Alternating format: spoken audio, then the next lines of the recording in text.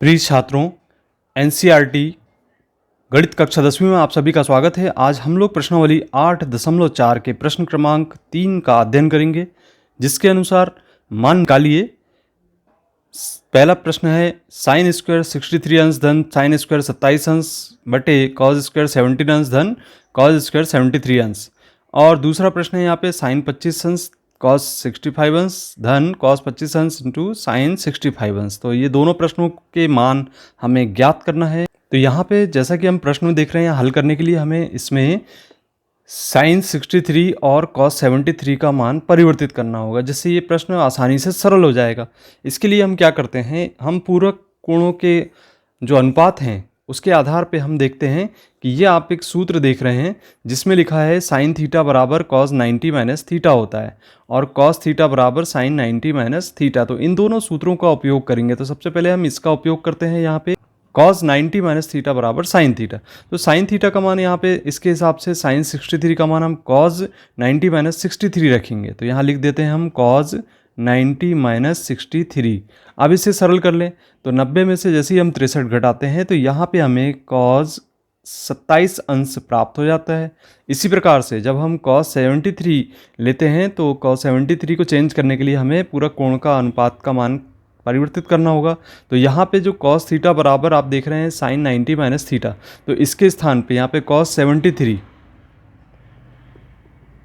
को हम लिखेंगे साइन 90 ऋण थीटा। थीटा का मान आप यहाँ पे 73 रखेंगे। तो 73 को यदि माइनस करते हैं तो यहाँ पे 73 माइनस करने पर 17 अंश प्राप्त होता है। तो इसका मान हो जाएगा साइन 17 अंश। तो ये जो मान प्राप्त हुए हैं साइन 63 और कॉस 73 का, हम यहाँ पे रख देते हैं। तो मान रखने पर हम क्या पाते हैं कि इसको हम सरल करेंगे। तो इसको सरल कर लें तो आप पाते हैं कि साइन 63, तो साइन स्क्वायर को लिखेंगे आप, साइन के स्थान पे ये कॉस में परिवर्तित हो गया है तो कॉस के रूप में लिखेंगे।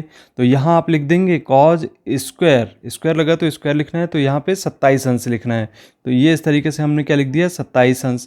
इसी प्रकार से यहाँ पे इसको वैसे ही लिख दें, साइन स्क्वायर 27 डिग्री।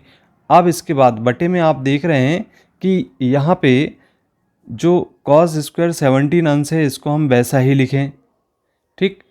और जो हमारा कॉस 73 है इसको हमने परिवर्तित किए हैं साइन 17 में, तो इसको हम लिख देंगे साइन स्क्वायर 17 डिग्री।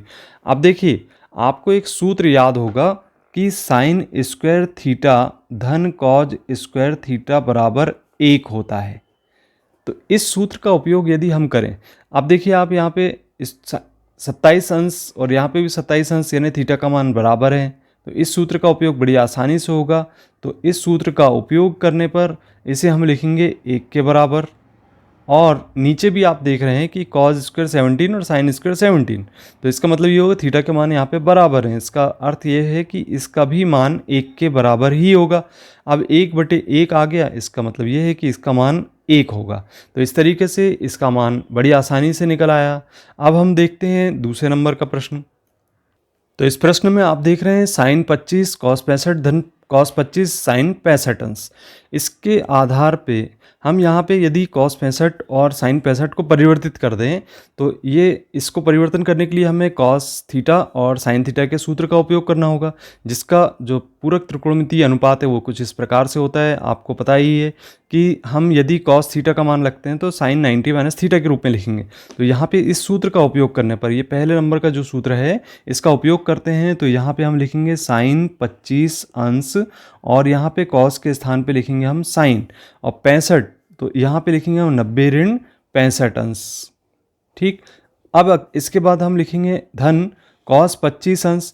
यहाँ साइन 65 को परिवर्तित करेंगे कॉस 90 माइनस थीटा के रूप में, इस सूत्र का उपयोग करेंगे। तो यहाँ पे हम लिखेंगे साइन के स्थान पे कॉस और कॉस 90 माइनस 65 अंश। अब आप इसको घटाएंगे, घटाने पर हम देखते हैं कि यहाँ पे जो मान प्राप्त होता है इस प्रकार से होगा। तो ये हो गया साइन 25 अंश और यहाँ पे 90 में से 65 घटाएंगे तो यहाँ पर भी हमें 25 अंश प्राप्त होगा। और इसी तरीके से यहाँ पे आ गया धन कॉस 25 अंश और कॉस 90 में से 65 घटा दें तो 25 अंश प्राप्त होगा। इन दोनों का आपस में हम गुणा कर दें तो गुणा करने पर हम पाते हैं कि ये हो गया साइन स्क्वायर 25 अंश। और इसी प्रकार से यहाँ पे हो गया कॉज स्क्वायर 25 अंश। ठीक, अब चूंकि हम जानते हैं कि साइन स्क्वायर थीटा धन कॉज स्क्वायर थीटा का जो मान है वह 1 के बराबर होता है, ये सूत्र है। अब इस सूत्र सर्व समीकरण का यदि हम उपयोग करते हैं तो यहाँ पे थीटा का मान 25 है, यहाँ पर भी थीटा का मान 25, इसका उपयोग हम कर सकते हैं। साइन स्क्वायर 25 धन कॉस स्क्वायर 25, इसके स्थान पे हम 1 लिख सकते हैं। तो इस सूत्र का उपयोग करने पर हम देखते हैं कि ये मान बड़े ही आसानी से हमें प्राप्त हो जाता है। तो यदि आपको किसी भी प्रकार का डाउट है इस दोनों प्रश्नों में तो आप कमेंट कर सकते हैं। मिलते हैं अगले वीडियो में। धन्यवाद।